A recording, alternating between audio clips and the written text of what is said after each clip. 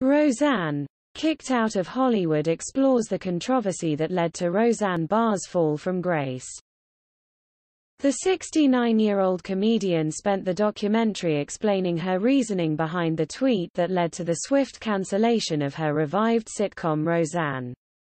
Barr called her firing a witch burning and claimed that she had been having issues with ABC regarding everything she tweeted. Any tweet that was not, "I love Hillary Clinton," I got a call for, Barr claimed during the Riels documentary, which is set to air on April 24. The documentary touched on the time Barr tweeted about a conspiracy theory that a Parkland school shooting survivor had given a Nazi salute at a rally for stricter gun control in the U.S.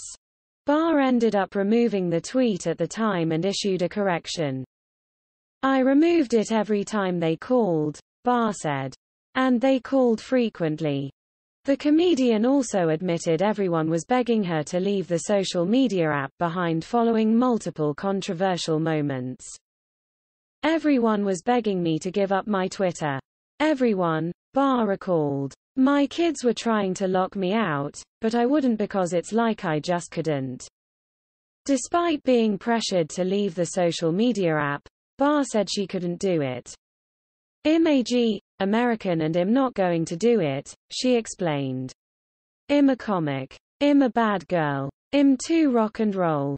I'm going to say F it and F you until I take my last breath." Eventually, one of Barr's tweets led to the cancellation of the revived series.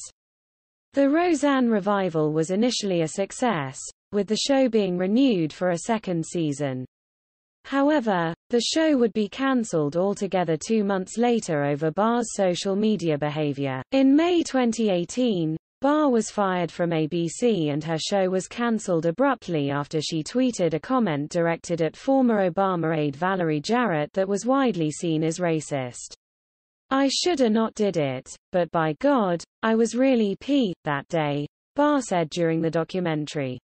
"And I did something I wouldn't do if I hadn't been on that Ambien. It makes you do a lot of crazy s." Walt Disney CEO Bob Iger agreed with the decision. "You can't debate what is morally right," Iger said at the time. Barr claimed she wasn't even given an opportunity to apologize for her behavior. "When they called me up they were like, 'What possible excuse have you got for why you did this?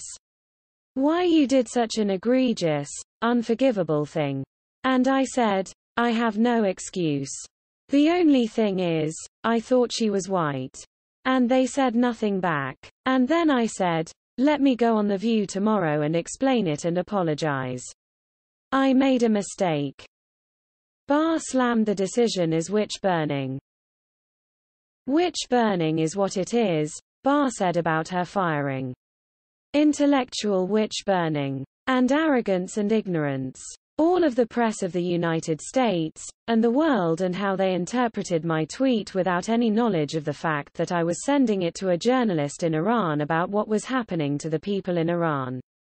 We were under such terrible censorship and it's just terrible." Riels included interviews with Monique, Howie Mandel and Roseanne executive producer Alan Steffen that seemingly defended Barr by explaining what the comedian meant when she wrote the tweet. "There's not a racist bone in this woman's body," Barr's longtime boyfriend, Johnny Argent, said.